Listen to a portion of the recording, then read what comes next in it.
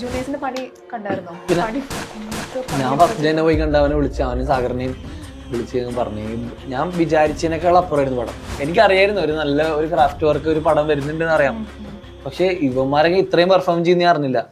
ഒറ്റ പ്രാർത്ഥന ഉണ്ടായിരുന്നുള്ളൂ, ഉമ്മാക്കും എനിക്കും ഒറ്റ പ്രാർത്ഥന ഉണ്ടാവുള്ളൂ, പെൺകുട്ടിയാവണം. കാരണം ആമ്പിള്ളേരെ കണ്ടും മടുത്തു. ഇപ്പം താഴെ രണ്ടാളും ആമ്പിള്ളേരല്ലേ. ഞങ്ങൾക്ക് ഓൾറെഡി ഇപ്പം മെച്യൂരിറ്റി ഇല്ല ആർക്കും. അത് ഏത് വയസ്സിലെ വരികയെന്ന് അറിഞ്ഞൂടാ. നമ്മൾ ജനിച്ച സ്ഥലം എല്ലാവർക്കും സ്പെഷ്യലായ പോലെ തന്നെ എനിക്കും സ്പെഷ്യലാണ്. പക്ഷെ എനിക്കൊരു 7 കൊല്ലം മലപ്പുറത്തിന്റെ മിസ്സായിട്ടുണ്ട്. ഞാൻ ഹോസ്റ്റലിലും ഇതൊക്കെ ആയ കാരണം. സഞ്ജു ചേട്ടനായിട്ട് ചേട്ടനാണ് പുള്ളി. നമുക്ക് സാംസങ് എന്നുള്ളത് നമ്മൾക്ക് പുള്ളി ഞങ്ങൾ ട്രിവാൻഡ്രത്ത് ഞാൻ പഠിക്കുമ്പോഴൊക്കെ പുള്ളി ഒരുമിച്ച് നമ്മൾ പ്രാക്ടീസ് ചെയ്യണതൊക്കെയാണ്. നമുക്ക് പുള്ളി സഞ്ജു ചേട്ടനാണ്. യൂത്ത് ഐക്കൺ എന്ന് വിശേഷിപ്പിക്കണോ, ആക്ടർ എന്ന് പറയണോ, കണ്ടന്റ് ക്രിയേറ്റർ എന്ന് പറയണോ എന്ന് എനിക്കറിയില്ല. But let me address him as our own സാഫ് boy Muhammad Safwan. Welcome to ഞാൻ വിടമാട്ടെ bye Keerthi. Thank you so much.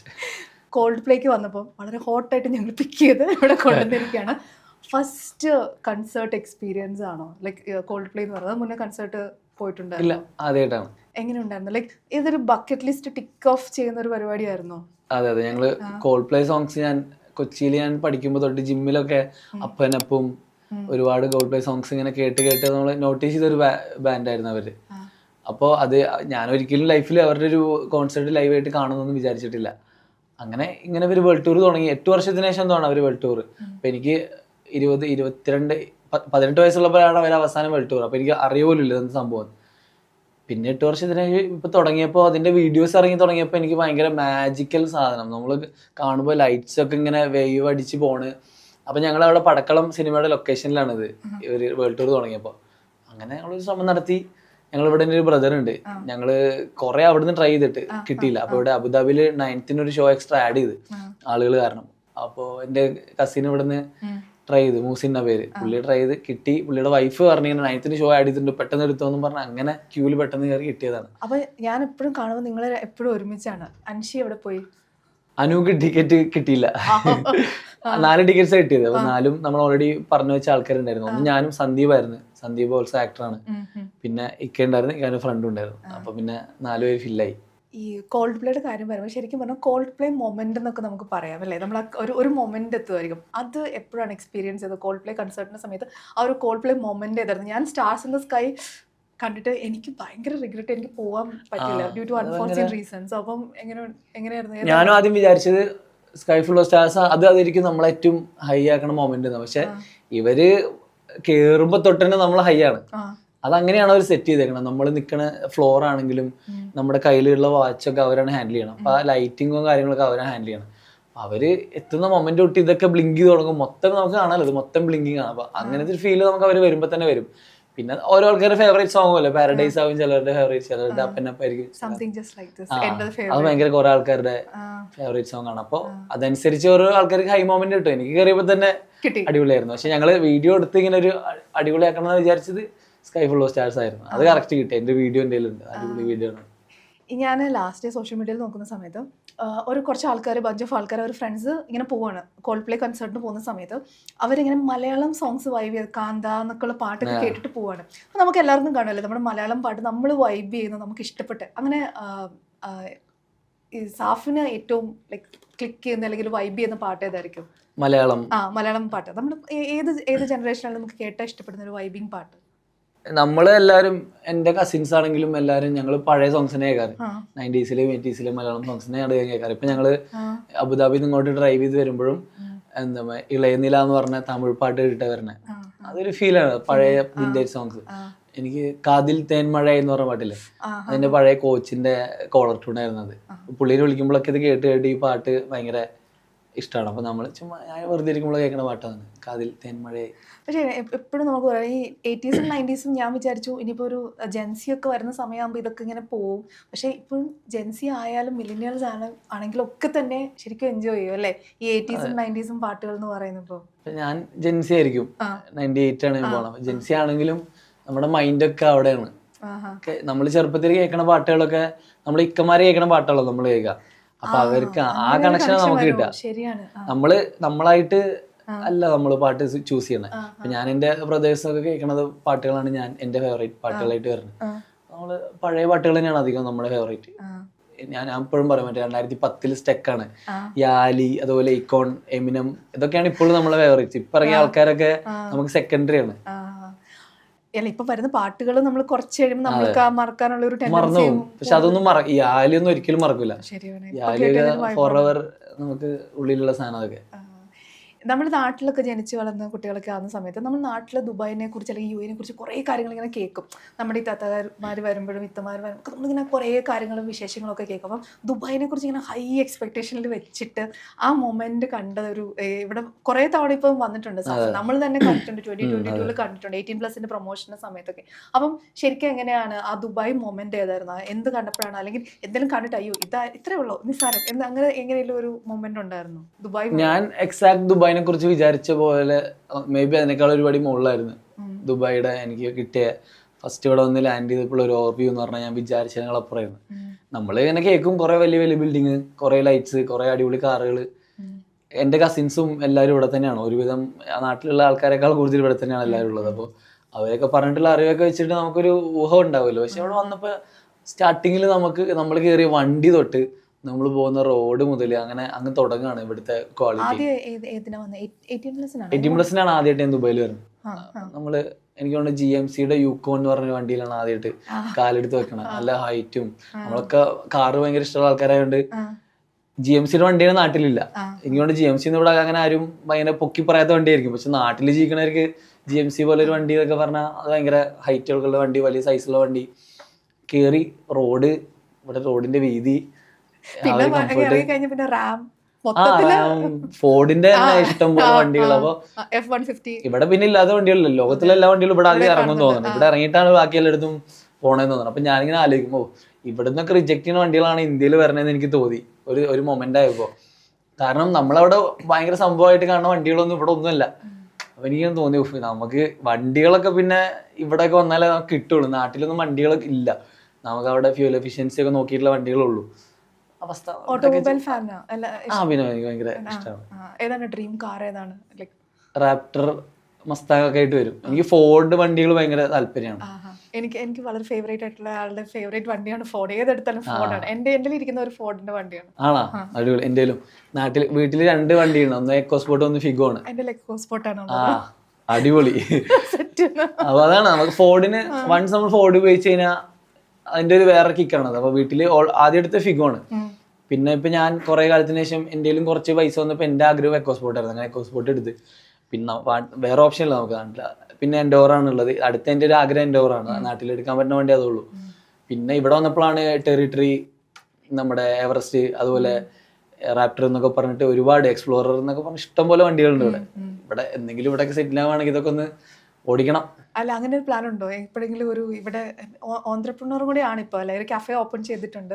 അപ്പം അതിന്റെ ഒരു ബ്രാഞ്ച് ഒക്കെ നമുക്ക് ഇവിടെ പ്രതീക്ഷിക്കാവും. ഞങ്ങൾ പ്ലാൻ ചെയ്തിരുന്നു കോഴിക്കോട്. നമ്മൾ ഡിവിയേറ്റ് തുടങ്ങിയ സമയത്ത് പ്ലാൻ ചെയ്തിരുന്നു. പക്ഷെ അവിടെ നമ്മളിപ്പോ കുറച്ച് റോഡ് പണിയൊക്കെ കാരണം സ്ട്രഗ്ലിംഗ് ആണ്. അതൊക്കെ ഒന്ന് ഓക്കെ കഴിഞ്ഞാൽ ഇൻഷാല്ലാ ഇവിടെ നോക്കണമെന്നുണ്ട്. അടിപൊളി അടിപൊളി. ഈ വാഴ എന്ന് പറഞ്ഞ ഒരു ചിത്രത്തിന് എനിക്ക് കുറേ കാര്യങ്ങൾ ചോദിക്കാനുണ്ട്. കാരണം എന്ന് വെച്ചാൽ അത് ഉണ്ടാക്കിയൊരു ഇമ്പാക്റ്റ് ഉണ്ടല്ലോ എല്ലാവരുടെയും മനസ്സിലാവും. അതിപ്പോൾ ഏത് ഏജിൽ കണ്ട ആൾക്കാർക്കും റിലേറ്റ് ചെയ്യാൻ പറ്റും. അതിനകത്തെ പല ക്യാരക്ടേഴ്സ് ആയിരിക്കും റിലേറ്റബിൾ. അപ്പം ഈ BC വിശ്വം എന്ന് പറഞ്ഞ ഈ ഒരു കഥാപാത്രം വരുന്ന സമയത്ത് ഭയങ്കര ഓവർ അച്ചീവറാണ്. ഏതെങ്കിലും സമയത്ത് ശരിക്കും സാഫ് അങ്ങനെ ആയിരുന്നു എന്ന് വെച്ചാൽ, ഞാൻ ഇപ്പം ജോഷ് ടോക്കിന്റെ കാര്യം എല്ലാവരും പറഞ്ഞു, ഞാനും അത് കേട്ടു, അബൌട്ട് സ്പോർട്സ് ആൻഡ് ക്രിക്കറ്റ് ഒക്കെ ക്രേസി ആയിരുന്നു. സോ എപ്പോഴെങ്കിലും അങ്ങനെ ഒരു ഓവർ അച്ചീവർ ഒരു ഫീലിംഗ് ഉണ്ടായിരുന്നു? ഇല്ല, ഓവറായിട്ട് ഒന്നും അച്ചീവ് ചെയ്തിട്ടില്ല. എല്ലാത്തിലും ഇങ്ങനെ പോയി വരേണ്ടി വന്നു. സ്പോർട്സിലാണെങ്കിലും ഇപ്പോൾ യൂട്യൂബ് ഒരു ഇൻഫ്ലുവൻസർ അങ്ങനത്തെ ഒരു ടാഗിലേയും കുറെ കാലം നടന്ന് ഇനിയിപ്പോ ഫൈനലി ആക്ടിങ് എന്നുള്ള സംഭവത്തിൽ എല്ലാത്തിലും ഞാനിങ്ങനെ തൊട്ട് തലോടി പോയിട്ടുള്ളൂ.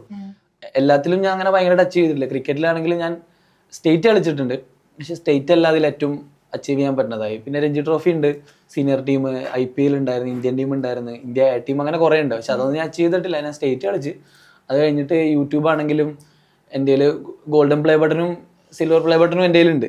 പക്ഷെ അതിനേക്കാൾ അതിലുണ്ട്. അപ്പൊ ഞാനിങ്ങനെ എല്ലാത്തിലും വേറെ കുറെ പ്ലേ ബട്ടൺസ് ഉണ്ട്, ഡയമണ്ടോ എന്തൊക്കെയുണ്ട് കേരളത്തില്. ഗോൾഡ് കിട്ടുന്നവരുടെ വീഡിയോ വരെ ഞാൻ കണ്ടിട്ടുള്ളൂ. പക്ഷെ കേരളത്തിൽ 1-2 പേരുടെ അടുത്തുണ്ട് തോന്നുന്നു, ഡയമണ്ടോ എന്തോ ഒന്നും കൂടി ഉണ്ട്. അപ്പൊ അച്ചീവ് ചെയ്യാനാണെങ്കിൽ ഞാനിപ്പോ ഈ പോയ ഫീൽഡിലൊക്കെ ഒരുപാട് അച്ചീവ് ചെയ്യാനുണ്ട്. പക്ഷെ എല്ലാത്തിലും സംഭവം ഞാൻ എത്തിപ്പെട്ടതാണ്. ഞാൻ ഒന്നും ഞാൻ പ്ലാൻ ചെയ്തിട്ടില്ല. ഞാൻ ഏറ്റവും കൂടുതൽ ഞാൻ പ്ലാൻ ചെയ്ത് ജീവിച്ചത് ക്രിക്കറ്റ് കളിക്കുന്ന ഒരു 8 വർഷമാണ്. അതായിരുന്നു എനിക്ക് ഏറ്റവും സ്ട്രെസ്ഫുൾ ആയിട്ടുള്ള ലൈഫും. ഞാൻ മനസ്സിലാക്കിയത് എനിക്ക് പ്ലാൻ ചെയ്യുന്നതോറും ടെൻഷൻ കൂടും. പ്ലാൻ ചെയ്യുമ്പോൾ എനിക്ക് അതിനനുസരിച്ച് റിസൾട്ട് വന്നിട്ടില്ലെങ്കിൽ എനിക്ക് ഭയങ്കര പ്രഷറാണ്. അതുകൊണ്ട് തന്നെ ഞാൻ ക്രിക്കറ്റിൽ കുറേ അനുഭവിച്ചിട്ടുണ്ട്. അപ്പം ഞാനിപ്പോൾ ക്രിക്കറ്റ് വിട്ടതിന് ശേഷം ഞാൻ ലൈഫിലൊന്നും പ്ലാൻ ചെയ്യാറില്ല. നമ്മൾ പോട്ടെ അങ്ങോട്ട് സ്പോണ്ടേനിയസ് ആയിട്ട് അങ്ങനെയാണ് ഒക്കെ നടക്കാറുള്ളൂ എൻ്റെ ലൈഫിൽ. അപ്പോൾ ഞാൻ പ്ലാൻ ചെയ്യുന്നതൊക്കെ പാളിയിട്ടുള്ളൂ, ടെൻഷനുള്ളൂ. ഇപ്പം ഞാൻ ഒന്നും പ്ലാൻ ചെയ്യാറില്ല. ഇപ്പം ഇങ്ങനെ ഇവിടെ വന്ന അടക്കം ബദർക്കായിട്ട് ഇങ്ങനെ കണക്ട് ചെയ്ത് വന്ന് അത്രേ ഉള്ളൂ. പ്ലാൻ ചെയ്യാതെ ഇങ്ങനെ നടക്കണം നല്ലത്. ഈ വാഴ എന്ന് പറഞ്ഞ കഥ ഇങ്ങനെ കേൾക്കുന്ന സമയത്ത് ഫസ്റ്റ് കേട്ടപ്പോൾ സ്റ്റോറി ഓഫ് മില്യൺ ബോയ്സ് നമ്മൾ പറയുന്ന ആ ഇത് കേട്ടപ്പോൾ എന്തായിരുന്നു മനസ്സിലുള്ള ഒരു ബാക്കിലുള്ള ഒരു ഫീലിംഗ് എന്തായിരുന്നു? ഈ കഥ കേട്ടപ്പം തോന്നിയ ഒരു കാര്യം എന്തായിരുന്നു? കഥ നമ്മളെല്ലാവരും കൂടെ ഷൂട്ട് തുടങ്ങുന്ന 2 ദിവസം മുന്നേ എന്തോ ഇരിഞ്ഞാലക്കൂടെ നമ്മളെ പ്രൊഡക്ഷൻ ഫ്ലാറ്റിൽ വെച്ചിട്ട് എല്ലാവരും കൂടെ ഒരുമിച്ചാണ് കഥ കേട്ടത്. അപ്പൊ എനിക്ക് കഥ കേട്ടപ്പോൾ സത്യം പറഞ്ഞ വിഷമമായിരുന്നു. കാരണം ഞാൻ അവരുടെ കൂടെ അല്ല, അവരൊക്കെ ഒരു ടീമും ഞാൻ ഒറ്റക്കും. അപ്പൊ എനിക്കെന്തോ ഒരു കാലൊടിഞ്ഞിരിക്കുന്ന ഫോട്ടോ നിങ്ങൾ ഇട്ടിട്ടില്ലായിരുന്നു അല്ലേ? അതെ അതെ. അപ്പൊ എൻ്റെ നമ്മൾ കഥ വായിക്കുമ്പോൾ എന്ന് പറഞ്ഞാൽ നമുക്ക് എപ്പോഴും എല്ലാവരും കൂടി ഒരു പടം ചെയ്യാന്നുള്ള മൂടായിരിക്കുമല്ലോ. പക്ഷെ സീനുകൾ മൊത്തം എനിക്ക് വേറെയും അവർ വേറെ ഒരുമിച്ച് കുറേ അവരുടെ പരിപാടികളാണ്. അപ്പം എനിക്ക് വിഷമം ഉണ്ടായിരുന്നു. അഫ്കോഴ്സ് കഥ വായിച്ചപ്പോൾ എനിക്ക് ഭയങ്കര എന്തോ ഒരു അയ്യോ അവർ കൂട്ടത്തിലായ മതിയായിരുന്നുണ്ടായിരുന്നു. അനുവും അവരെ അങ്ങ് പോയി. കാരണം അതെനിക്ക് അതിലേറെ വിഷമമായി. കാരണം ഞാനും അനിയനും വീട്ടിൽ നിന്ന് ഞങ്ങൾ ഒരുമിച്ച് ഇപ്പം 18+ ഞങ്ങൾ ഒരുമിച്ചാണ്. അപ്പോൾ അങ്ങനെ ഒരു രീതിയിൽ നിന്ന് പോയി അവൻ സെപ്പറേറ്റ് ആയി. എനിക്കും അനുവിനും ഒരുമിച്ച് ഷൂട്ട് ഡേയ്സ് ആകെ ഒറ്റ ദിവസം ഉണ്ടായി. ഞങ്ങൾ കണ്ടിട്ടേ ഇല്ല. അതായത് നമുക്ക് ഒരുമിച്ച് ക്യാമറ റോളിങ് ആക്ഷൻ എന്ന് പറഞ്ഞാൽ നമ്മൾ ഒരുമിച്ച് ക്യാമറയിൽ വന്നിട്ടേ ഇല്ല. ആ ഒരു ഫൈറ്റിനിടയിൽ എന്തോ മാത്രമേ ഉള്ളൂ സ്കൂളിൽ. അപ്പോൾ അങ്ങനെ ഒരു വിഷമം ഉണ്ടായിരുന്നു കഥ വായിച്ചപ്പോൾ. പിന്നെ ഷൂട്ടൊക്കെ കഴിഞ്ഞ് ഔട്ട്പുട്ട് വന്നപ്പോഴാണ് എനിക്ക് ക്യാരക്ടറിൻ്റെ ഒരു ഇത് ഡെപ്ത് മനസ്സിലായത്. കൊള്ളാലോ പരിപാടി. അത്യാവശ്യം നമുക്ക് എന്താ പറയുക, ഒരു ആക്ടർ എന്നുള്ള രീതിയിൽ ഞാൻ എന്തൊക്കെയോ ചെയ്ത സിനിമയാണത്. ഇമോഷണൽ സീനുകളൊക്കെ എൻ്റെ ലൈഫിന് ഞാൻ ഞങ്ങളെ വീഡിയോസൊന്നും ചെയ്തിട്ടില്ല. അപ്പം അങ്ങനെ കുറേ കാര്യങ്ങൾ എന്നെ കൊണ്ട് എക്സ്പ്ലോർ ചെയ്യിപ്പിച്ചിട്ടുണ്ട് യുബിൻ ചേട്ടനും ആനന്ദ് മേനോനും കൂടെ. ഫൈറ്റ് ആണെങ്കിലും ഇന്ന് വരെ ഫൈറ്റ് ചെയ്തിട്ടില്ല. ഈ ഇമോഷണൽ സീൻസാണ് എനിക്ക് ചെയ്യാൻ ഏറ്റവും പാടായിട്ട് ഞാൻ വിചാരിച്ചിരുന്ന സാധനം. എനിക്കും ഫീൽ ചെയ്തിട്ടുണ്ട് ആക്ടേഴ്സിന് ശരിക്കും ഈ കരഞ്ഞ് ഫലിപ്പിക്കുക. നമുക്ക് വേണമെങ്കിൽ മുഖം ഇങ്ങനെ മറയ്ക്കാം, പക്ഷെ മുഖത്ത് അത് കാണിക്കുക. അതിനകത്ത് ശരിക്കും ആ പാട്ടുള്ള സീനിലൊക്കെ അല്ല എനിക്ക് ചെയ്യാൻ പറ്റുമെന്നൊരു ഡൗട്ട് ഉണ്ടായിരുന്നു കരയണ പരിപാടി. പക്ഷെ അതൊരു അവസ്ഥയിൽ അങ്ങ് ചെയ്തു പോയി ഞാൻ. അടിപൊളിയായിട്ട് വരുവാൻ ചെയ്തു. അതെനിക്കൊരു കോൺഫിഡൻസ് കിട്ടി. ലൈക്ക് നമ്മൾ ആക്ടർ എന്നുള്ള രീതിയിൽ നമുക്ക് പറ്റൂല എന്ന് തോന്നുന്നതൊക്കെ സംഭവം നമ്മൾ ആ ക്യാമറേൻ്റെ മുന്നിൽ വരുമ്പോൾ നമ്മൾ കുറച്ചൊന്ന് ഹാർഡ് വർക്ക് ചെയ്താലും വരുമെന്ന് എനിക്ക് മനസ്സിലായി. ഈ ഗാൻ ചെയ്യുന്ന സമയത്ത് ഗുരുവായൂർ അമ്പലനടയിലും നിങ്ങൾ വാഴയും നിങ്ങൾ ഒരു സ്കെഡ്യൂൾ ഇങ്ങനെ മിക്സ് ചെയ്ത് വന്നിട്ട് നിങ്ങളുടെ ട്രാൻസ്ഫോർമേഷൻ. ഇപ്പൊ ഞാൻ തന്നെ 2022 സാഫിനെ കാണുന്ന സമയത്ത് സാഫ് അത്യാവശ്യം ബൾക്കി ആയിട്ടുള്ള ഒരാളായിരുന്നു. എന്തായിരുന്നു ആ ട്രാൻസ്ഫോർമേഷൻ? എങ്ങനെയായിരുന്നു അതിന്റെ എന്താ ഫുഡ് എങ്ങനെ നിങ്ങൾ? കാരണം ഒരിടത്ത് മെലിയണം, ഇതില് വാഴയിൽ മെലിയണം, മറ്റൊരിടത്ത് വണ്ണം വെക്കണം അല്ലെ? അതെങ്ങനെ സാധിച്ചു? എങ്ങനെയായിരുന്നു ആ ട്രാൻസ്ഫോർമേഷൻ? വർക്കൗട്ട് തന്നെ. എന്റെ ബോഡി പെട്ടെന്ന് എനിക്ക് മാറാറുണ്ട്. എനിക്കിപ്പോൾ ഒരു 1 മന്ത് നിന്ന് എനിക്ക് മെലിയാനും പറ്റും, 1 മന്ത് കൊണ്ട് നല്ല തടിക്കാനും പറ്റും. അത് എൻ്റെ ബോഡി എങ്ങനെയാണെന്ന് എനിക്കറിയാലോ. അപ്പോൾ വാഴ സമയത്ത് നമുക്കൊന്ന് മെലിയണമായിരുന്നു. അപ്പം നമുക്കൊരു ആദ്യം ഗുരുവായൂർ അമ്പലനടയിലാണ് തുടങ്ങി. അപ്പം നല്ല തടിയുണ്ട് ഞാനും സിജു നല്ല തടിയുണ്ട്. ഞങ്ങൾ അങ്ങനെ ഷൂട്ട് ഒരു 30 ദിവസം കഴിഞ്ഞ് വാഴ തുടങ്ങി. അപ്പോഴത്തേക്ക് ഞങ്ങളൊരു 3-4 കിലോ കഷ്ടപ്പെട്ട് കുറച്ച് അങ്ങനെ ഒരു കുറച്ച് കാലം അത് വാഴ ഷൂട്ട് പോയി. അതിനിടയിൽ പിന്നെ അമ്പലനടയിൽ തുടങ്ങി. അപ്പോൾ കണ്ടിന്യൂറ്റി അടിക്കുമല്ലോ. പിന്നെ ഞങ്ങൾ കുഴിമന്തിയും അങ്ങനെ മധുരങ്ങളൊക്കെ കഴിച്ചിട്ട് പിന്നെ എനിക്ക് തോന്നുന്നു ആദ്യത്തിനേക്കാൾ കുറച്ചുകൂടെ തടി കൂടി. അപ്പോൾ വിപിൻ ചേട്ടൻ പറഞ്ഞു ഇത്രയും തടി. അപ്പം അങ്ങനെ കണ്ടിന്യൂറ്റി പേടി ചെയ്ത് തുടങ്ങി. ആദ്യത്തേക്കാൾ തടി വരുമോ. പിന്നെയാണ് നമുക്ക് +2 ഷെഡ്യൂൾ തുടങ്ങിയത് വാഴയുടെ. കറക്റ്റ് ഓൾമോസ്റ്റ് 2 മാസത്തോളം ഉണ്ടായുള്ളൂ. അത് ഞാൻ കൊച്ചി പോയി ഒരു അപ്പാർട്ട്മെന്റ് എടുത്ത് അപ്പാർട്ട്മെന്റിന്റെ തൊട്ട് മുന്നിൽ തന്നെ നടന്നു പോകാൻ പറ്റിയ ദൂരത്തിൽ ജിം ഉണ്ടായിരുന്നു. അപ്പോൾ സംഭവം ട്രെയിനർ ഉണ്ണിമുന്തന്റെയും ടോവിനോടെയും ട്രെയിനറായിരുന്നു. അങ്ങനെ ആയിപ്പോയതാ. ഷൈജൻ പറഞ്ഞ പുള്ളി. അപ്പോൾ അങ്ങനെയൊക്കെ ഒരു ഇതിലങ്ങ് എത്തിപ്പെട്ടു ഞാൻ. അപ്പൊ അവിടുന്ന് ഒരു 1.5 മാസം ഞാൻ കഷ്ടപ്പെട്ട് കാർബോ ഇല്ല, മധുരം ഇല്ല, ഒന്നുമില്ല. ഞാൻ രാവിലെ വർക്കൗട്ട് ചെയ്യും, രാവിലെ കാർഡിയോ ചെയ്യും, തിരിച്ചു വരും, കുക്ക് ചെയ്യും, വെജിറ്റബിൾസ് കുക്ക് ചെയ്യും, കഴിക്കും, റെസ്റ്റ് എടുക്കും, ഈവനിങ് വെയിറ്റ് ലിഫ്റ്റ്. അങ്ങനെ ഒരു 1.5 മാസം ഞാൻ 1-2 മാസം ഇത് തന്നെ റൂട്ടീൻ. ഏകദേശം എത്ര വെയിറ്റ് കുറച്ചു? അത് അമ്പലനടയിൽ ഞാൻ ഇതായിരുന്നു 91 ആയിരുന്നു അമ്പലനട ചെയ്യുമ്പോൾ. പിന്നെ വാടകയിൽ +2 79, 78 എന്നാണ്. അങ്ങനെ കുറക്കാൻ പാടില്ല ശരിക്കും. പക്ഷെ എന്ത് ചെയ്യാൻ പറ്റും നമുക്ക് സിനിമയില്. പക്ഷെ മറ്റേ മോഡലായിട്ട് എനിക്ക് ആകെ സാഫിനോടൊരു ചെറിയ ജലസി ഉള്ള ഒരു കാര്യം എന്ന് വെച്ച് കഴിഞ്ഞാല് പൃഥ്വിയായിട്ടുള്ള ആ മൂവി ഗുരുവായൂർ അമ്പലനട ഭയങ്കര പൃഥ്വിരാജ് ഫാനാണ്. I am a big huge fan. ഒരു ആക്ടർ എന്ന് പറഞ്ഞാൽ ഇറ്റ്സ് പൃഥ്വിരാജ്. അപ്പം എങ്ങനെയുണ്ടായിരുന്നു ആ collaboration? Because how was it working with him? ഞങ്ങൾക്ക് പുള്ളിയുടെ കൂടെ എനിക്ക് ആകെ ഉണ്ടായത് ടെമ്പിളിനകത്തുള്ള സീക്വൻസാണ്. അത് 28 ദിവസം ഉണ്ട്. 28 ദിവസം പുള്ളിയുടെ അടുത്ത് തന്നെയാണ് ഞങ്ങള്. അപ്പോൾ പുള്ളിക്കൊരു ഓറയുണ്ട്. അതാണ് ഒറ്റ വാക്കിൽ പറയാനാണെങ്കിൽ, പുള്ളി അടുത്ത് വരുമ്പോഴും പുള്ളി വരുന്നുണ്ടെന്ന് അറിയുമ്പോൾ തന്നെ നമുക്ക് സെറ്റിൽ വന്ന് എല്ലാവരും റെഡിയാകും പുള്ളി വരുന്നുണ്ടെന്ന് അറിയാൻ വേണ്ടി. അങ്ങനെ കുറച്ച് പുള്ളിക്കൊരു പരിപാടി ഉണ്ട് മൊത്തത്തിൽ. പുള്ളി അടുത്ത് നിൽക്കുമ്പോൾ നമുക്കത് ഫീൽ ചെയ്യാൻ പറ്റും പുള്ളിയുടെ സാധനങ്ങൾ. അപ്പോൾ പുള്ളിയോടുള്ള ഇഷ്ടവും റെസ്പെക്റ്റും കൊണ്ട് നമുക്ക് ഫീൽ ചെയ്യണമായിരിക്കും. പുള്ളി അടിപൊളിയാണ്. പുള്ളി ഭയങ്കര പക്ക പ്രൊഫഷണലാണ്. ഇപ്പോൾ ബേസിലായിട്ടൊക്കെ ആണെങ്കിൽ നമുക്ക് ഭയങ്കര ഫ്രണ്ട്ലിയാണ്. ഇപ്പം ഒരു ആർട്ടിസ്റ്റിന്റെ ഇഷ്ടമാണ് ബാക്കിയുള്ളവരുടെ അടുത്ത് എങ്ങനെ നിൽക്കണമെന്നുള്ളത്. ബേസിലായിട്ടന് പ്രൊഫഷണലായിട്ട് നിന്നതിന് ഭയങ്കര ചിലപ്പോൾ കോമഡി ആയി പോകുന്ന പുള്ളിക്ക് തന്നെ അറിയണ്ടാവും. അപ്പൊ പുള്ളി നമ്മളോട് ഭയങ്കര ഫ്രണ്ട്ലിയാണ്. പുള്ളി നമുക്കൊരു ബ്രദർലി ഫീലാണ്. പക്ഷെ രാജേട്ടനൊക്കെ പുള്ളിയൊക്കെ എത്ര ആളെ കാണുന്നത്. പുള്ളി എനിക്ക് തോന്നുന്നത് 18-19 വയസ്സ് തൊട്ട് അഭിനയം തുടങ്ങിയത്. പുള്ളിക്ക് അത്യാവശ്യം ഏജ് ആയില്ല. അപ്പൊ പുള്ളി ഇത്രയും കാലത്തിനിടയിൽ പല ആർട്ടിസ്റ്റുകളെ കാണുന്നത്. പുള്ളി പ്രൊഫഷണലാണ്, പക്ക പ്രൊഫഷണലാണ്. ബേസിൽ ഇപ്പൊ ഒരു യൂണിവേഴ്സ് തുടങ്ങിയിട്ടുണ്ട്. അതുകൊണ്ട് ഇപ്പൊ ടെൻഷൻ ഉണ്ടോ? അയ്യോ, ഞാനിപ്പോ അതിനേശേ ഇപ്പൊ ഇന്നൊരു ഇൻസിഡന്റ് ഉണ്ടായി. ഞാൻ ജുമാ കഴിഞ്ഞ് പള്ളിയിൽ നിന്ന് ഇറങ്ങുമ്പോ ഒരു കുട്ടി എനിക്കിങ്ങനെ വെള്ളക്കുപ്പി ഇങ്ങനെ നീട്ടി. പള്ളിയിലൂടെ വെള്ളം തരും. വെള്ളം നീട്ടിയപ്പോ ഞാനത് വാങ്ങി. പക്ഷെ അവന് എനിക്ക് നീട്ടിയതല്ലായിരുന്നു. പക്ഷെ ഭാഗ്യത്തിനോടെ ആൾക്കാരൊക്കെ മലയാളീസ് ഉണ്ടല്ലോ, ഞാൻ വേഗം അത് വാങ്ങി. അറബി പയ്യനായിരുന്നു. എനിക്ക് തന്നാന്ന് വിചാരിച്ചു ഞാൻ എടുത്തങ്ങ് പോയി. എങ്ങാനും മാറി ഇങ്ങോട്ട് പോയി കഴിഞ്ഞാൽ നാണക്കേടാ. അപ്പൊ എന്നോട് പറഞ്ഞു, കസിൻ ഉണ്ടായിരുന്നു കൂടെ, യൂണിവേഴ്സിറ്റി കയറിയപ്പോന്ന് പറഞ്ഞു. അതാണ് നമ്മൾ സൂക്ഷിക്കണം, നാണക്കേടാണ്. ഒരാഴ്ച നമ്മളെ റോസ്റ്റ് ചെയ്യാനുള്ളത് നമ്മളെ ഇട്ട് കൊടുക്കണമല്ലോ. ഇപ്പൊ അതൊരു രസമായിട്ട് ശരിക്കും പറഞ്ഞാൽ ഇപ്പൊ മലയാളം ഇൻഡസ്ട്രിയുടെ അത് നോക്കി കഴിഞ്ഞാലും എല്ലാരും നല്ല ആ ഒരു ഫ്രണ്ട്ലി ഇതിൽ പോകുന്നോണ്ട് നല്ല രസമാണ് അത് കാണാൻ. അതെ അതെ, ആരും പേഴ്സണലായിട്ട് എടുക്കണില്ല.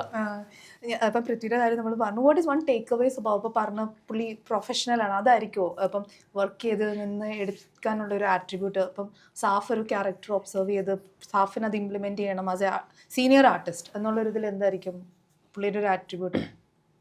പുള്ളിയുടെ നമ്മൾ എന്ത് പഠിച്ചു എന്നാണോ? അതായത് നമ്മളിനി പുള്ളി പ്രൊഫഷണലിസം തന്നെയാണ് പുള്ളിയുടെ അടുത്ത് എനിക്ക് ഏറ്റവും എടുക്കാൻ തോന്നിയത്. പക്ഷെ ഞാനൊന്നും അങ്ങനെ ഒരു പ്രൊഫഷണൽ ആക്ടറായിട്ട് ഇതുവരെ ചിന്തിച്ചിട്ടില്ല. എനിക്ക് ഷൂട്ടിംഗ് തുടങ്ങാൻ പറയുമ്പോൾ ഒരു എൻജോയ്മെന്റ് ആണ്. നമ്മൾ കുറെ ആൾക്കാരെ കാണാൻ ഗോയിങ് വിത്ത് ഫ്ലോ ആണ് എല്ലാം. പക്ഷെ പുള്ളിക്കൊന്നും അങ്ങനെ പറ്റും തോന്നില്ല. പുള്ളി അത്രയും കാര്യങ്ങൾ മാനേജ് ചെയ്യണമല്ലേ.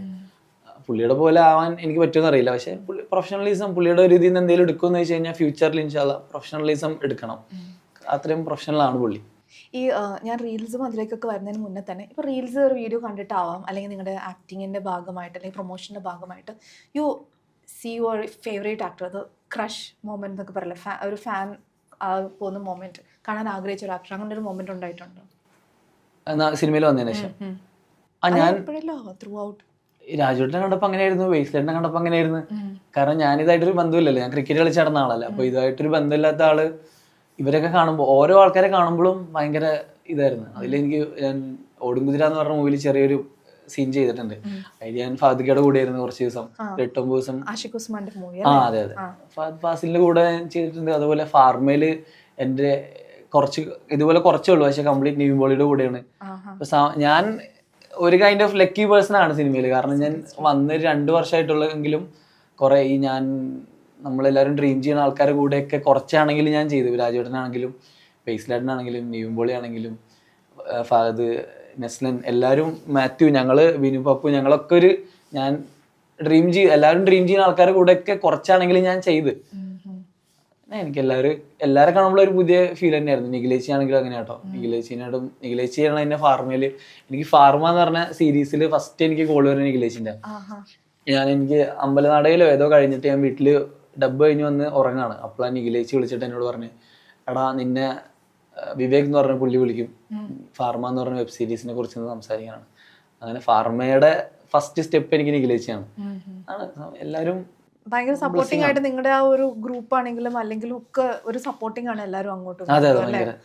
ഇപ്പം ക്രിക്കറ്റിന്റെ കാര്യം കുറെ നമ്മൾ സംസാരിക്കുന്നൊക്കെ ആണ് ആൾക്കാർ, പക്ഷെ അതിലേക്കൊന്നും കൂടുതൽ പോകുന്നില്ല. പക്ഷെ ഇനിയിപ്പം ക്രിക്കറ്റ് ഏതൊരു സ്പോർട്സ് ടേക്ക് ഓൺ ചെയ്യണമെന്ന് വെച്ചാൽ ക്രിക്കറ്റിലേക്ക് തിരിച്ച് പ്ലേ ചെയ്യാനായിട്ട് പ്രാക്ടീസ് ചെയ്യാറുണ്ട്? ഇപ്പൊ ഒന്നും ചെയ്യാറില്ല, പ്രാക്ടീസ് ഒന്നും ചെയ്യാറില്ല. ഫുട്ബോൾ ഞങ്ങൾ ചുമ്മാ അവിടെ കളിക്കാറുണ്ട്. പക്ഷെ CCL ഒക്കെ കളിച്ചാൽ കൊള്ളാന്നുണ്ട് എപ്പോഴെങ്കിലൊക്കെ. അങ്ങനെയാണെങ്കിൽ നമ്മൾ ഓൾറെഡി കളിച്ചുകൊണ്ട് ഉണ്ടല്ലോ. ഇല്ല എന്തെങ്കിലുമൊക്കെ കളിക്കണം എന്നുണ്ട്.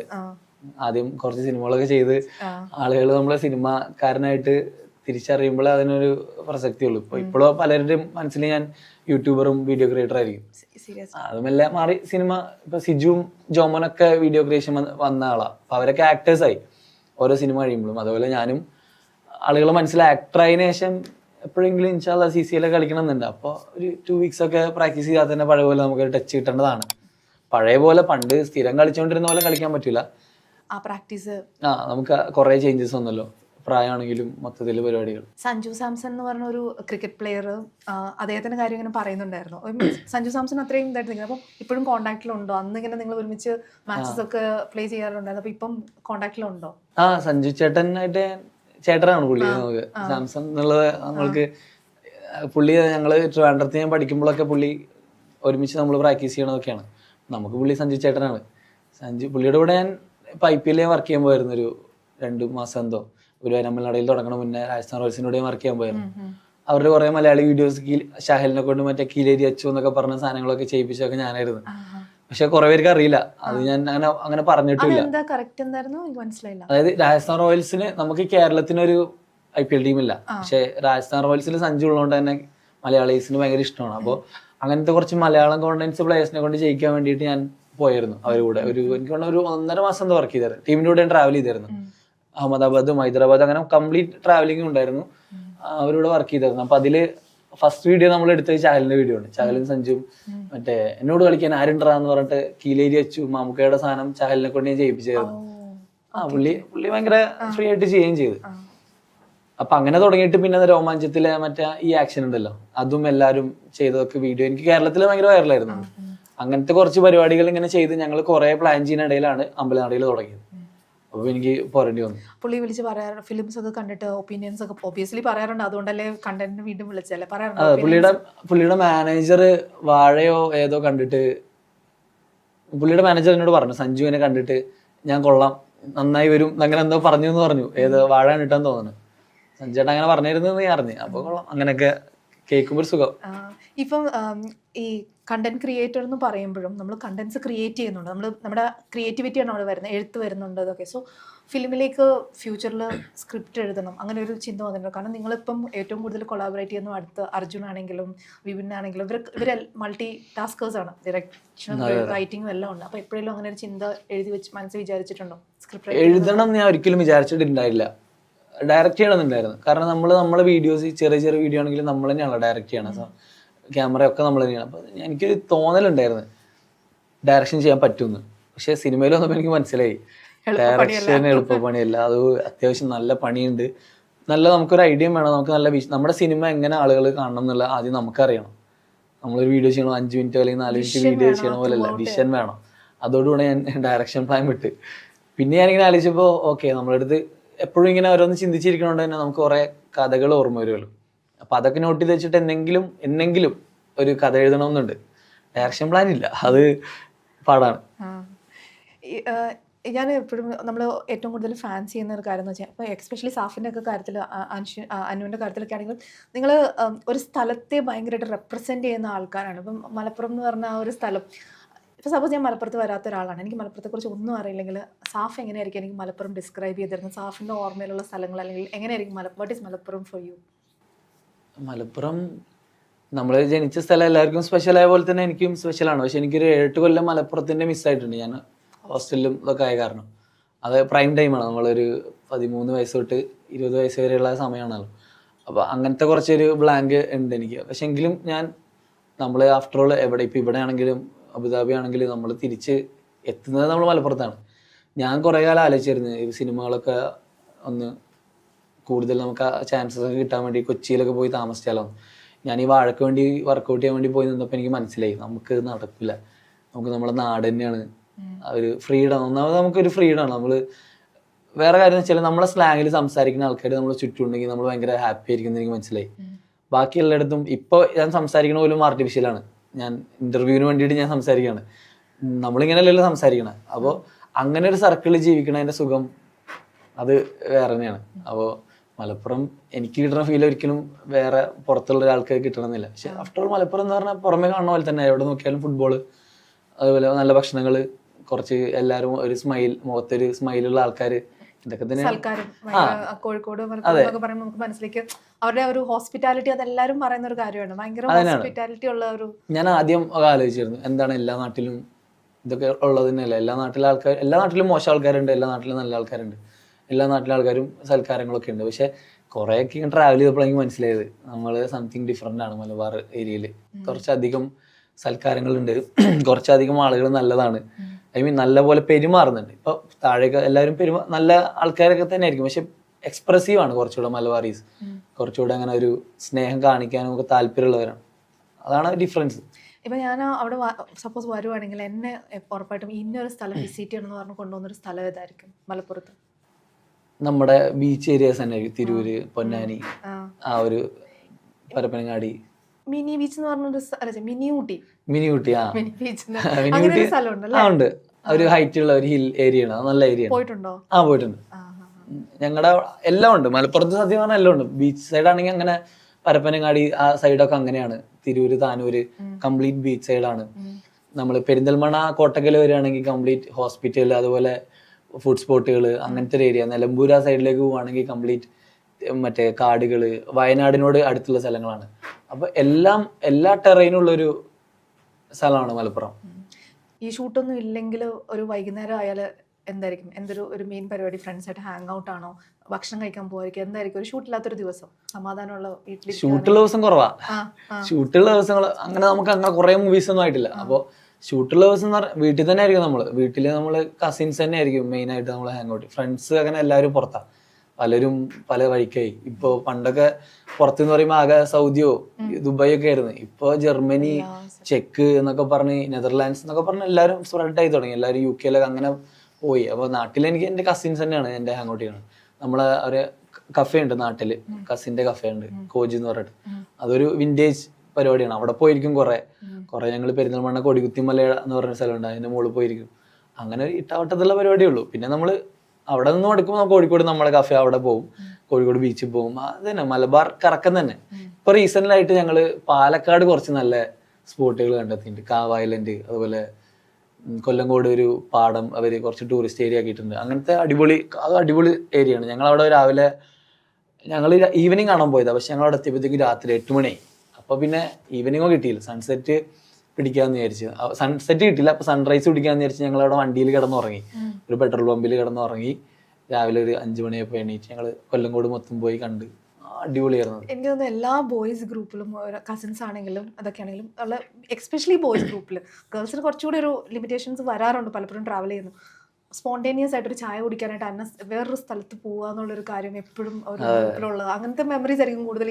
ഈ സ്പോണ്ടേനിയസ് പ്ലാൻസ്, പെട്ടെന്ന് നമുക്ക് ചായ കുടിക്കാൻ മറ്റൊരു സ്ഥലത്ത് പോകാം അല്ലേ? അതെ, ഗേൾസിനും ആഗ്രഹം ഉണ്ടാവും, പക്ഷെ വണ്ടി ഡ്രൈവിങ് അങ്ങനത്തെ കുറച്ച് ബാരിയേഴ്സ് കാരണമായിരിക്കും പോകാത്തത്. നമുക്ക് അങ്ങനത്തെ പ്രശ്നങ്ങളില്ലല്ലോ. നേരെ ബൈക്ക് എടുത്ത് പിന്നെ നമുക്ക് ഇപ്പം പോകണ്ടെന്ന് പറഞ്ഞാലും ഇപ്പൊ വരാന്നൊക്കെ പറഞ്ഞാൽ ഓടിപ്പോവാനുള്ള ഒരു ഫ്രീഡം എന്തുകൊണ്ടോ നമുക്കുണ്ടല്ലോ ആണുങ്ങൾക്ക് നമ്മുടെ നാട്ടിൽ, അതുകൊണ്ടായിരിക്കും. പക്ഷെ നമുക്ക് അങ്ങനത്തെ സഡൻ പ്ലാൻസ് തന്നെയാണ് എല്ലാം.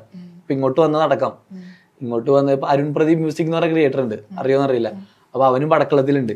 അപ്പൊ അവൻ ഞങ്ങളെ വീഡിയോ ഉണ്ടെങ്കിൽ അവൻ ഉണ്ടായിരുന്നു. ഒറ്റ മൈൻഡ്, കാരണം ഞങ്ങളവിടെ പടക്കളം സെറ്റ് ചെയ്യുന്നത് ഞങ്ങൾ തീരുമാനിച്ചാണ് കോൾപ്ലേക്ക് പോവാ. ഒറ്റ മൈൻഡ് ഞങ്ങൾ പോകുന്നു. ഇവിടുത്തെ വീഡിയോ കണ്ടപ്പോൾ അവൻ അത് അടിച്ചു, അങ്ങനെ ഒരു ഫീൽ അടിച്ചു. ഒറ്റ മൈൻഡ് അവന്മാരോട് പ്ലാൻ ചെയ്ത് അവിടെ എത്തി. അങ്ങനത്തെ പ്ലാനുകൾ തന്നെ നടക്കുള്ളൂ, അല്ല നമ്മൾ കാലങ്ങളായിട്ട് പ്ലാൻ ചെയ്ത് നടക്കാനുള്ളത്. ഞാനിപ്പോൾ എൻ്റെ ഫ്രണ്ട്സ് ഗ്രൂപ്പിൽ സാഫ് ബോയ് എന്ന് പറഞ്ഞ സമയത്ത് അവർ ഭയങ്കര എക്സൈറ്റഡ് ആയിരുന്നു. എന്ന് വെച്ച് കഴിഞ്ഞാൽ ഞാനൊക്കെ കാണുന്നതിൽ ഒരു 3 times 4 times അവർ ഇരുന്നിട്ട് നിങ്ങളുടെ വീഡിയോസ് കാണാറുണ്ട്. സൈനത്തെയും അബുവിൻ്റെ ഒക്കെ വീഡിയോസ് ഭയങ്കര ഇതാണ്. എനിക്ക് വോയിസ് ഒക്കെ ഇട്ടിട്ടുണ്ട്, ഒന്ന് കേൾപ്പിക്കണം എന്നൊക്കെ പറഞ്ഞാൽ അത്രയും ഇതായിരുന്നു. അപ്പോൾ അവരെപ്പോഴും എന്നോട് ഇങ്ങനെ പറയും അതുണ്ട് ഇതുണ്ട്. അപ്പോൾ എന്നോട് ചോദിക്കാൻ പറഞ്ഞ ഒരു കാര്യമാണ്, കസിനാണോ ജുനൈസ്, അങ്ങനെ ഒരു ഇത് വന്നു. അപ്പോൾ ഞാൻ പറഞ്ഞു കസിനാണോ ഫ്രണ്ടാണോ? അതിങ്ങനെ ശരിക്കും ജുനൈസ് എന്നുള്ളൊരു ഫ്രണ്ടാണോ കസിനാണോ? ജുനൈസ് എൻ്റെ ടിക്ടോക്കിൽ അവൻ്റെ വീഡിയോ കണ്ട് അവൻ്റെ ഫാനായി. പിന്നെ ഞങ്ങള് ഇൻസ്റ്റാഗ്രാമിൽ ഫോളോ ചെയ്ത് അങ്ങനെ പരിചയപ്പെട്ട ഒരു ഫ്രണ്ടാണ് ആയിരുന്നു. ഇപ്പോൾ ഈസിലേക്ക് നമ്മളൊരു ഫാമിലി മെമ്പർ പോലെയാണ്. അവൻ ഭയങ്കര ക്ലോസ് ആണ്. അവനാണ് ഞാനിപ്പോ ശരിക്കും UK ഇരിക്കേണ്ട ആളാണ്. അത് അറിയോന്ന് അറിയില്ല. ഞാൻ UK ഓഫർ ലെറ്റർ വന്ന് ലെസ്റ്ററില് ഡിമോൺഫോർഡ് യൂണിവേഴ്സിറ്റിയിൽ ഓഫർ ലെറ്റർ വന്ന് അവനോട് എന്നാ പോയിട്ട് വരാന്ന് യാത്ര ചെയ്യാൻ പോയതാ. അവിടുന്ന് അവൻ എന്നെ ഫ്ലിപ്പാക്കിയിട്ടാണ് ഇങ്ങനെ ഈ ഒരു അവസ്ഥയിൽ. പിന്നെ അവിടെ ഒരു നോർമൽ ഒരു പ്രവാസിയെ പോലെ ജീവിക്കുന്നതിന് പകരം ഈ ജൂനിയേഴ്സിന്റെ പണി കണ്ടായിരുന്നോ? ഞാൻ ഫസ്റ്റ് ഡേ പോയി കണ്ട അവനെ വിളിച്ച, അവന് സാഗറിനെയും വിളിച്ച് പറഞ്ഞു. ഞാൻ വിചാരിച്ചതിനേക്കാൾ അപ്പുറമായിരുന്നു പടം. എനിക്കറിയായിരുന്നു ഒരു നല്ല ഒരു ക്രാഫ്റ്റ് വർക്ക് ഒരു പടം വരുന്നുണ്ടെന്ന് അറിയാം. പക്ഷെ ഇവന്മാരൊക്കെ ഇത്രയും പെർഫോം ചെയ്യുന്ന ഞാൻ അറിഞ്ഞില്ല. നമ്മൾ എക്സ്പെക്ട് ചെയ്യില്ലല്ലോ ജുനൈസിന് നമ്മൾ ഈ ആമിന എന്നൊക്കെ പറഞ്ഞല്ലേ കാണണേ. ചിരിച്ച് തമാശ പറഞ്ഞ് നടക്കുന്നത് അവരെ ഫ്ലിപ്പ് ചെയ്യുന്ന ഫസ്റ്റ് സീനിൽ തന്നെ എന്റെ കിളി പോയി. അതെ, മറ്റേ കൊട വെച്ച് മറച്ചിട്ടുള്ള കില്ല് ഒക്കെ ഭയങ്കര അടിപൊളിയായിരുന്നു. ഭയങ്കര ഫ്രഷ് അനുഭവങ്ങളായിരുന്നു. സാധാരണ അത്രയും ഒരു ഗ്യാങ്ങിന്റെ ഇടയിൽ 2 പയ്യന്മാരെ കിട്ടിക്കഴിഞ്ഞാൽ ഇവരൊന്ന് പേടിച്ച് ഇവരുടെ ഓട്ടമായിരിക്കും സാധാരണ സിനിമ. പക്ഷെ ഇവർക്ക് പേടിയില്ല. ആ ക്യാരക്ടേഴ്സിന് എനിക്ക് മനസ്സിലായത് ഇവന്മാർക്ക് പേടിയില്ല. നമുക്ക് പേടിക്കണമെങ്കിൽ ഒരു ബുദ്ധി വേണമെന്ന് പറയില്ലേ, അങ്ങനത്തെ ഒരു സാധനം ഇല്ലാത്ത 2 ക്യാരക്ടേഴ്സിനെ എഴുതി വെച്ചത് അടിപൊളിയായിരുന്നു ജോയിച്ചേട്ടൻ. അത് പൊളി പടമായിരുന്നു. ഞാൻ കണ്ട പടം അവനെ വിളിച്ചത്. ഞാൻ ഒറ്റയ്ക്ക് പോയിരുന്നു കണ്ടിട്ട് ഞാനിങ്ങനെ അന്നേരം തന്നെ റിവ്യൂ ഒക്കെ ഇട്ടു. ബിക്കോസ് എനിക്ക് അത്രയ്ക്കും ക്ലിക്കായ ഒരു പടം തന്നെയായിരുന്നു. കസിൻസിന്റെ കാര്യം പറഞ്ഞു, ഫാമിലിയിലേക്ക് വരുന്ന സമയത്ത് നിങ്ങൾ ശരിക്കും 3 ബ്രദേഴ്സും ഒരു കുഞ്ഞ് സിസ്റ്ററും അല്ലേ? ഏറ്റവും മൂത്തത് സാഫാണ്. പിന്നെ അനു അല്ല, എന്റെ അനുവിന്റെ ഇടയിൽ ഒരാളുണ്ട്. അവൻ ഈ പറഞ്ഞ നമ്മുടെ കസിന്റെ കഫേ എന്ന് പറഞ്ഞില്ല അങ്ങാടിപ്പുറത്ത്, അതിലെ മാനേജറാണ്. അവൻ അവിടുത്തെ മെയിൻ എല്ലാം നോക്കി ഷെർഹാൻ. പക്ഷെ ഇങ്ങനെ വീഡിയോസിലൊന്നും ഒത്തിരി വരാറില്ല. ചില വീഡിയോയിലൊക്കെ ഇപ്പൊ ഞങ്ങൾ കുറെ കാലത്തിന് ശേഷം ഒരു വീഡിയോ 2 ആഴ്ച മുന്നേ ചെയ്തായിരുന്നു. അതിൽ പൂണ്ടിരാജനായിട്ട് അവൻ വന്നിരുന്നു. അങ്ങനെ ഞങ്ങളെ ചില ക്യാമിയോസ് ചെയ്യാൻ വേണ്ടി മാത്രം വരും. അവനെല്ലാവർക്കും അങ്ങനെ ഇഷ്ടമാണ്. അവൻ കുറച്ചുള്ളെങ്കിലും അവനെ ഭയങ്കര ഇഷ്ടമാണ്. ഇപ്പൊ ആ വീഡിയോ കണ്ടിട്ട് അനുരാജ് എന്നെ വിളിച്ചിരുന്നു, ഫാലിമിയുടെ ഡയറക്ടർ നിതീഷേട്ടൻ. നിതീഷേട്ടൻ അവനെ ഭയങ്കര ഇഷ്ടമായി പറഞ്ഞിട്ട്. അങ്ങനെ ഞങ്ങളുടെ ഒരു കുന്തമുനയാണ്. ഇടയ്ക്ക് വജ്രായത് എപ്പോഴെങ്കിലും ഇറക്കുള്ളൂ അവനെ. ഈ കുഞ്ഞ് സിസ്റ്ററിന്റെ കാര്യം പറഞ്ഞു, എത്ര ഏജ് ഡിഫറൻസ്? 21 ഇയേഴ്സ്. 21 വയസ്സ്. അപ്പൊ എന്റെ മോളുടെ പേരെന്തായിരുന്നു? അവരുടെ പേരെന്താ? ഏവ. എനിക്ക് മനസ്സിലാവാൻ പറ്റും ഒരു എത്രയും ഏജ് ഗ്യാപ്പിൽ ഒരു ബ്രദറോ സിസ്റ്ററോ വന്നുള്ള ഫീലിംഗ്. കാരണം എന്റെ ബ്രദറും ഞാനും തമ്മിൽ 16 ഇയേഴ്സ് ഏജ് ഡിഫറൻസ് ഉണ്ട്. സോ അതൊരു ലൈക്ക് ഭയങ്കര ഒരു ഡിഫറെന്റ് ഫീലിംഗ്. അപ്പം ഇങ്ങനെ ഏവ ലൈഫിലേക്ക് വന്നപ്പോൾ വന്ന മാറ്റങ്ങൾ എങ്ങനെ? ബിക്കോസ് നിങ്ങൾ 3 ആൺകുട്ടികൾ, ഉമ്മ ഉപ്പയായിട്ട് നിൽക്കുന്ന സമയത്താണ് ഒരു കുഞ്ഞനീത്ത് വരുന്നത്. സോ ആ ഒരു ഫീലിംഗ് എങ്ങനെയായിരുന്നു? ഭയങ്കര അടിപൊളിയല്ലേ. ഞങ്ങള് എക്സ്പെക്ട് ചെയ്യുന്നില്ലല്ലോ. ഞാനപ്പോ ഡിഗ്രി 3rd ഇയർ എന്തോ പഠിക്കുക. അപ്പൊ ക്ലാസ്സിലൊക്കെ പറഞ്ഞപ്പോ എനിക്കൊരു ചമ്മലുണ്ടായില്ല. പലരും പറഞ്ഞ് ചമ്മലുണ്ടെന്നൊക്കെ ചോദിച്ചു. പക്ഷെ എനിക്കൊരു ചമ്മലുണ്ടായില്ല. ഞാൻ ഭയങ്കര സന്തോഷമായിരുന്നു. ഒറ്റ പ്രാർത്ഥന ഉണ്ടായിരുന്നുള്ളൂ, ഉമ്മാക്കും എനിക്കും ഒറ്റ പ്രാർത്ഥന ഉണ്ടാവുള്ളൂ, പെൺകുട്ടിയാവണം. കാരണം ആമ്പിള്ളേരെ കണ്ടും മടുത്തു. ഇപ്പം താഴെ 2 ആമ്പിള്ളേരല്ലേ. അപ്പൊ ഞങ്ങളൊരു ഓർഡർ ഒന്നും ഇല്ലാത്ത ലൈഫായിരുന്നു. ഞാനൊന്നത് ഹോസ്റ്റലിലായതുകൊണ്ട് തന്നെ എനിക്കൊരു ഓർഡർ ഇല്ലായിരുന്നു. ലൈഫ് ഇന്ന സമയത്ത് ഉറങ്ങുക, ഇന്ന സമയത്ത് കഴിക്കുക, അങ്ങനത്തെ ഒരു ഓർഡർ എനിക്കില്ല, അനിയന്മാർക്കും ഇല്ല. പിന്നെ 3 ആണുങ്ങളുള്ള വീട് എന്ന് പറഞ്ഞാൽ അങ്ങനെയൊക്കെ തന്നെ ആയിരിക്കും തോന്നുന്നത്. അത്രയും ഓർഡറിൽ ജീവിക്കുന്ന ആൾക്കാരല്ലായിരുന്നു. ഇവള് വന്നതിന് ശേഷം മെയിനായിട്ട് നമുക്ക് ഉണ്ടായത് ഓർഡറാണ്. ഞങ്ങൾ കറക്റ്റ് സമയത്ത് വീട്ടിൽ കയറാൻ തുടങ്ങി. കറക്റ്റ് സമയത്ത് അവളുടെ കൂടെ ഭക്ഷണം കഴിക്കാൻ തുടങ്ങി. അവൾക്ക് വേണ്ടിയിട്ട് ഓരോന്ന് വാങ്ങിക്കൊണ്ടുവരണമെങ്കിൽ അവൾ ഉറങ്ങണം പിന്നെ വരണമല്ലോ. അപ്പൊ അങ്ങനത്തെ കുറെ നല്ല ക്വാളിറ്റീസ് വന്ന്. അവള് ഞങ്ങൾക്ക് ഇത്രേ ഉള്ളൂ. ഉമ്മാക്കൊക്കെ ഉണ്ടായ ഡിഫറൻസ് ഭയങ്കരമാണ്. ഉമ്മാക്ക് ഉപ്പാക്കൊക്കെ ലൈക്ക് ഉമ്മയൊക്കെ ഇപ്പൊ ഒരു ന്യൂലി മാരീഡ് ആളെ പോലെയാണ്. കാരണം ഇവളെ കുളിപ്പിക്കുക, ഇവളെ ഡ്രസ് ചെയ്യുക, കോളേജല്ല സ്കൂളിൽ കൊണ്ടാക്കുക, അങ്ങനത്തെ ഒക്കെ വൈബിലാണ് ഉമ്മ. അപ്പൊ ഞങ്ങളൊന്നും ഇപ്പൊ വേണ്ടായിരിക്കും. നിങ്ങൾ ചേട്ടച്ചന്മാരുടെ ഫീലിംഗ് വന്നു നമ്മൾ ഫിലിമിലൊക്കെ. എനിക്ക് ആക്ച്വലി നേരെ തിരിച്ച് ഫ്ലിപ്പായി. കാരണം എൻ്റെ അനിയൻ വന്ന സമയത്ത് ഞാൻ കുറച്ചുകൂടി മെച്യൂർ ആയിരുന്നു ആ സമയത്ത്. പക്ഷെ അനിയൻ വന്നു കഴിഞ്ഞപ്പം ഞാൻ അവൻ്റെ ഒരു ഏജിലേക്ക് ഇറങ്ങിപ്പോയൊരു ഫീലിംഗ് ആയിരുന്നു എനിക്ക് തോന്നി. അപ്പം നിങ്ങൾക്ക് എങ്ങനെയായിരുന്നു? ലൈക്ക് ചേട്ടച്ചൻ ഫീല് വന്നോ? ഞങ്ങൾക്ക് ഓൾറെഡി മെച്യൂരിറ്റി ഇല്ല ആർക്കും. അത് ഏത് വയസ്സിലെ വരികയെന്ന് അറിഞ്ഞൂടാ. നമുക്ക് ആർക്കും അങ്ങനെ മെച്യൂരിറ്റിന്റെ ഇതെന്താ എനിക്ക് അറിയില്ല, ഡെഫിനേഷൻ എന്താ അറിയില്ല. കാര്യബോധത്തോടെ കാര്യങ്ങൾ കൈകാര്യം ചെയ്യാനാണെങ്കിൽ ചിലർക്ക് ചെയ്യുന്നുണ്ട്. പക്ഷെ പല കാര്യത്തിലും കളിയാക്കാറുണ്ട്. കുട്ടികളി നിർത്താറായില്ല എന്നൊക്കെ ചോദിക്കാറുണ്ട് പലരും. അങ്ങനെയാണെങ്കിൽ നമുക്കങ്ങനെ മെച്യൂരിറ്റി ഒന്നും വന്നിട്ടില്ല. പക്ഷെ ഇവള് വന്നത് നമുക്ക് കുറെ, ഇപ്പൊ ഞാൻ ഒറ്റയ്ക്ക് കാറിൽ പോകുമ്പോ ചുമ്മാ ഒരു 140 പോയി നോക്കിയാലോ. ഇവിടെ 140 പോണ പോലെ അല്ലല്ലോ നമ്മുടെ നാട്ടില്. ഞാൻ കൊച്ചി, അങ്കമാലി, തൃശ്ശൂർ റൂട്ടിൽ ഞാൻ ചുമ്മാ സ്പീഡൊക്കെ ഒന്ന് ടെസ്റ്റ് ചെയ്യും. വണ്ടിയുടെ എഞ്ചിനൊക്കെ ഓക്കെ ആണോ, അങ്ങനത്തെ ചെറിയ ചെറിയ സാധനങ്ങളൊക്കെ നിന്ന്. കാരണം വീട്ടിലിങ്ങനെ ഒരാളുണ്ടല്ലോ എന്തായിരിക്കും. അപ്പോൾ ഒരു മോഡറേറ്റ് ഡ്രൈവിംഗ് സ്പീഡ് കുറഞ്ഞ്, അതുപോലെ ചില അഡ്വഞ്ചേഴ്സ്, മലയുടെ മുകളിൽ കയറിയിട്ടൊക്കെ ചില നമ്മുടെ പ്രായത്തിന്റെ കുറച്ച് പരിപാടികളുണ്ടല്ലോ, അതൊക്കെ ഒന്ന് നിന്ന്. ഇവളുണ്ടല്ലോ എന്നുള്ള ഒരു കൺസിഡറേഷനിൽ കുറെയൊക്കെ നന്നായി. സ്വഭാവം നന്നായി, ഉറക്കം കാര്യങ്ങളൊക്കെ കുറച്ച് പ്രോപ്പറായി. പിന്നെ അവളെ കൊണ്ട് പുറത്ത് പോവുക, അവളെ കൊണ്ട് പാർക്കിൽ പോവുക, അങ്ങനെയൊക്കെ ലൈഫ്. മറ്റേത് നമുക്കൊരു ഓർഡർ അല്ലേ, കസിന്റെ വീട്ടിൽ കിടന്നുറങ്ങും. ചിലപ്പോൾ അത്രയും കസിൻസ്, നമ്മൾ വലിയ ഫാമിലി, അപ്പോൾ അടുത്തടുത്ത് തന്നെ വീട്. അപ്പോൾ അവിടെ കിടന്നു, ചില ദിവസം ഇപ്പുറത്ത് കിടന്നുറങ്ങും. അങ്ങനെയൊക്കെയുള്ള ഒരു റുട്ടീൻ മാറി എല്ലാവരും കറക്റ്റ് വീട്ടിലെത്താൻ തുടങ്ങി. അവളെ കൊണ്ട് രാവിലെ എവിടെയെങ്കിലും പോകുക, അതൊക്കെ രസമായി. യൂട്യൂബിൽ നോക്കിക്കഴിഞ്ഞാൽ ഞാൻ അതിലേക്ക് ഇങ്ങനെ വരുമായിരുന്നു. യൂട്യൂബിൽ 1.53 മില്യൺ ഫോളോവേഴ്സ്, ഇൻസ്റ്റാഗ്രാമിൽ 567, നല്ല നമ്പറാണ്, 567K ഫോളോവേഴ്സ്. ഒരു കണ്ടന്റ് ആദ്യമായിട്ട് പോസ്റ്റ് ചെയ്ത് ഈ സാധനം ക്ലിക്കായി. അത് സൈനത്തെ ആയിരുന്നു. എന്തായിരുന്നു ആ കഥ? ആ വീഡിയോ ഏതായിരുന്നു ഫസ്റ്റ് ക്ലിക്കായി? ഈ സാധനം കൊള്ളാമെന്ന് ജുനൈസ് പറഞ്ഞ് ഇടിച്ചതായിരുന്നു ആ വീഡിയോ ആണോ? അല്ലല്ല, സൈനത്തെ ക്യാരക്ടർ ഓൾറെഡി ഉണ്ടായിരുന്നു.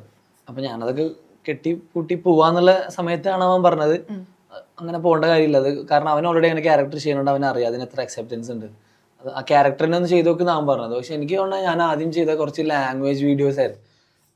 ഇപ്പൊ കാണുമ്പോൾ ഭയങ്കര ക്രിഞ്ചാണ്, പൊട്ടത്തരമാണ്. പക്ഷെ ആ സമയത്ത് എനിക്കറിയായിരുന്നു നമ്മളൊരു കോമൺ സാധനം പിടിച്ച് സോഷ്യൽ മീഡിയ വന്നു കഴിഞ്ഞാൽ സമയമെടുക്കും.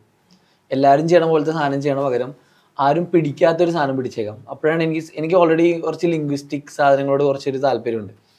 അപ്പോൾ അത് വെച്ചിട്ട് ഞാൻ കുറച്ച് സ്ലാങ്ങുകളൊക്കെ ഒന്ന് കുത്തിയിരുന്ന് പടങ്ങൾ കണ്ട് പഠിച്ച് അങ്ങനെയൊക്കെ നോക്കിയതാണ്. പിന്നെ ഞാൻ ഹോസ്റ്റലിലാണ്ട് തന്നെ പല പല സ്ലാങ്ങുകൾ ഞാൻ ശ്രദ്ധിക്കും. ഇപ്പോൾ കാസർഗോഡ് തൊട്ട് ട്രിവാൻഡ്രം വരെയുള്ളവർ എനിക്ക് കൂടെ ഉണ്ടല്ലോ. അങ്ങനെ ആ ലിംഗ്വിസ്റ്റിക് ഇൻട്രസ്റ്റ് കാരണം ഞാനൊരു അങ്ങനത്തെ സ്ലാങ് വീഡിയോ ഇട്ട് നോക്കി. അത് ആളുകൾക്ക് വെറൈറ്റി ആയിരുന്നു, ആരും ചെയ്യണ്ടായില്ല.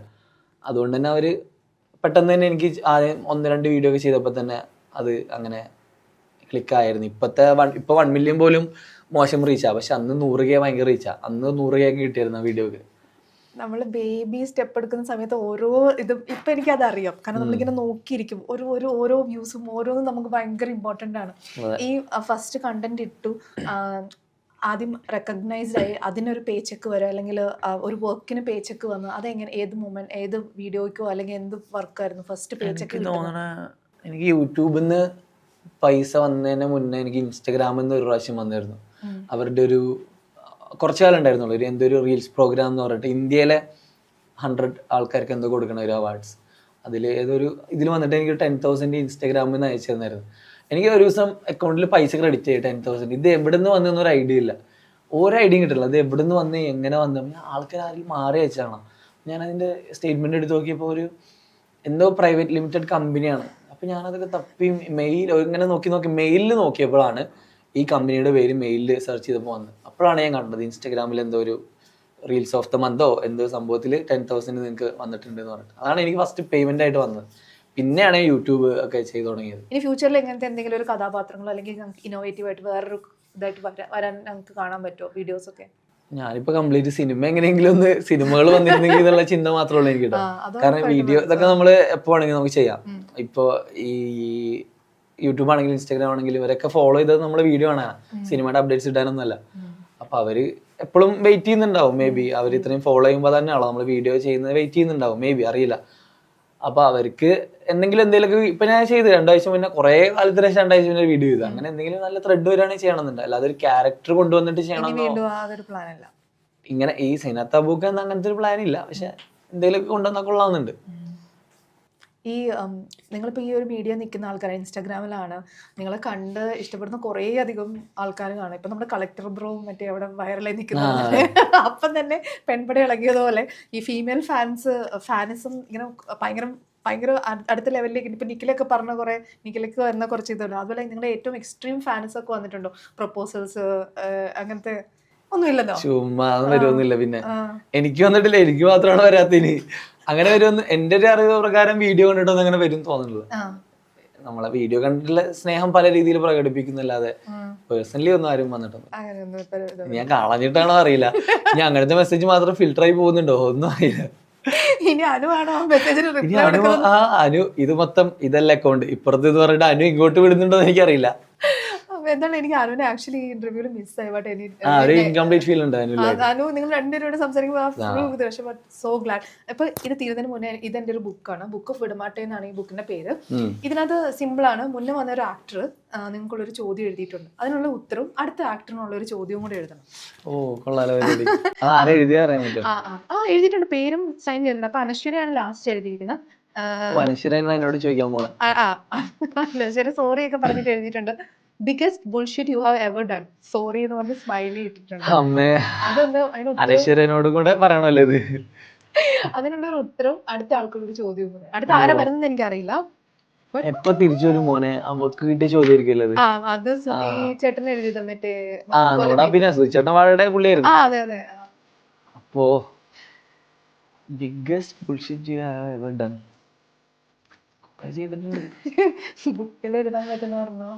ബുക്ക് ഇവിടെ അടുത്ത ആൾക്ക് ഇത് വായിക്കാൻ പറ്റുന്ന രീതിയിലുള്ള മാത്രമല്ല പറ്റുള്ളൂ. ഇഷ്ടം മനസ്സ് എഴുതിപ്പോന്നൊക്കെ ചെയ്തുകൊണ്ടിരിക്കണത് എല്ലാ ആണുങ്ങളും ചെയ്തുകൊണ്ടിരിക്കുന്ന സംഭവമുണ്ട്. അത് ഞാനും ചെയ്തുകൊണ്ടിരിക്കാറുണ്ട് ഇപ്പോഴും. അതായത് നമുക്ക് വണ്ടിയൊക്കെ ഓടിക്കുന്ന സമയത്ത് നമുക്കറിയാം ഇത്ര സമയം കഴിഞ്ഞാൽ പെട്രോൾ തീരും. പക്ഷെ നമ്മൾ റിസ്ക് എടുക്കും, നമ്മളെ വണ്ടീനെ വിശ്വസിച്ചിട്ട് റിസ്ക് എടുക്കും. അങ്ങനെ ഞാൻ ചുരുങ്ങിയത് ഒരു 12-13 പ്രാവശ്യം വഴി കിടന്നിട്ടുണ്ടാവും. അതൊരു ബുൾഷിറ്റാണ്, പക്ഷെ അതിപ്പോഴും നമ്മൾ ചെയ്ത് നോക്കും. അത് നമ്മുടെ വണ്ടിയിൽ നമ്മൾക്ക് വിശ്വാസം ഉണ്ടാവില്ല, ഇത്രയും പോകും. അത് ഒരു പൊട്ടത്തരമാണത്. പല സ്ഥലത്ത് ഞാൻ നല്ലപോലെ പെട്ടിട്ടുണ്ട്. എസ്പെഷ്യലി കൊച്ചി മറ്റേ കണ്ടെയ്നർ റോഡിൽ റിസ്ക് എടുത്ത് നോക്കിയതാ. എനിക്കറിയാം ഫ്യൂല് താഴെയാണ്, അപ്പുറം എത്തിക്കാൻ പറ്റുന്നുള്ളൊരു ശ്രമം നടത്തി പെട്ട് ഞാൻ അവിടെ ഒരു 2 മണിക്കൂറോളം പോസ്റ്റ് ആയിട്ടുണ്ട്. അപ്പൊ അത് എഴുതല്ലേ, റൂൾ ആവശ്യത്തിന് പഠിക്കാതെ ചലഞ്ച് ചെയ്ത് ഒരിക്കലും ചെയ്യരുത്. ഞങ്ങളത് അത് ഇവിടുന്ന് നാട്ടിലാവുമ്പോ, പുറത്തുനിന്നൊക്കെ എത്ര പ്രാവശ്യം പെട്ടിട്ടുണ്ടെന്ന് അറിയാമോ. നമ്മള് റിസ്ക് എടുത്ത് നോക്കണ, എന്തേലും ഫണ്ണാണ് നമുക്ക് ഫോണെടുത്ത്. ഓക്കെ, ഇനി അടുത്താക്കുള്ള ചോദ്യം അല്ലേ, റെഫറൻസ് നോക്കാൻ പറ്റുമോ? എല്ലാരും ഇവിടെ വരുമ്പോ എല്ലാരും റെഫറൻസ് നോക്കാറുണ്ട്, പല രീതിയിലുള്ള ചോദ്യങ്ങൾ. എന്തോ ആവാം, ഏതൊരു ആള് കോൺട്രവേഴ്ഷ്യൽ എന്തെങ്കിലും കൊടുത്താലോ? കൊടുക്കും എന്നെ പ്രാഗും അങ്ങനെ വിചാരിക്കും, വീടന്മാരെ കത്തിക്കാറുണ്ട്. കുറച്ച് പ്രശ്നമുള്ളത് തന്നെ കൊടുക്കാം. ഇതിനുള്ള മോട്ടിവേഷൻ ഞാനാ കൊടുക്കുന്നത്. ഇതെന്റെ ഇതല്ല കേട്ടോ, ഞാൻ ഒരു കോൺട്രവേഴ്സി സാധനം ഇട്ട് നോക്കിയതാണ്. എന്താന്ന് വായിച്ചു, ബോഡി ഷേമിങ് ചെയ്യുന്നത് ഒരു തെറ്റല്ല എന്ന് ഞാൻ പറഞ്ഞാൽ എന്ത് പറയും? അതാണ് എന്റെ ചോദ്യം. പേരെഴുതി സൈനും കൂടെ ഇട്ടു. പേര് വേറെ ആരെങ്കിലും എഴുതാം, താനശ്ശേരിയുടെ എഴുതിയാലാ? എനിക്ക് ഉറപ്പ് വേണമല്ലോ, ഞാൻ എഴുതിയതല്ല. പക്ഷെ ഞാൻ അങ്ങനത്തെ വ്യക്തിയാണെന്നല്ല, കോൺട്രവേഴ്ഷ്യൽ ആയിട്ട് എന്തെങ്കിലും കിടക്കട്ടെ, ഇതൊക്കെയാണ് trending. Feminism, equality, body shaming, വേറെ എന്തൊക്കെയാണ്, അതൊക്കെയാണല്ലോ ഇപ്പൊ ട്രെൻഡിങ് സബ്ജക്റ്റ് തന്നെ കിടക്കട്ടെ. അപ്പൊ സാഫ്, എനിക്കറിയാം അബുദാബിന്ന് ഓടി വന്ന് ഇത്രയും നേരം നമ്മുടെ ഒപ്പം ടൈം സ്പെൻഡ് ചെയ്ത് വളരെ സന്തോഷം. എനിക്ക് ശരിക്കും പറഞ്ഞാൽ ഇവിടെ നമ്മൾ ടൈമിങ് വെക്കുന്നതുകൊണ്ടാണ്, അല്ലെങ്കിൽ ഞാൻ കത്തി വെച്ചിരിക്കുകയാണെങ്കിൽ ഞാൻ ശരിക്കും മറന്നു. എനിക്ക് കുറേ കാര്യങ്ങൾ ചോദിക്കാറുണ്ട്, ബട്ട് അത് നെക്സ്റ്റ് ടൈം അടുത്ത മൂവിക്ക് ഉറപ്പായിട്ടും ഒരു മീറ്റ് ഒക്കെ ചെയ്യും. ഓക്കെ, മറ്റേ കസിൻസിനോട് അവരോട് അന്വേഷണം പറയണം, എല്ലാ ഫ്രണ്ട്സിനോട് ഞാൻ പറയുന്നതായിരിക്കും. ഓക്കെ, അപ്പോൾ thank you so much for being on the show. Okay. விட மாட்டேன்.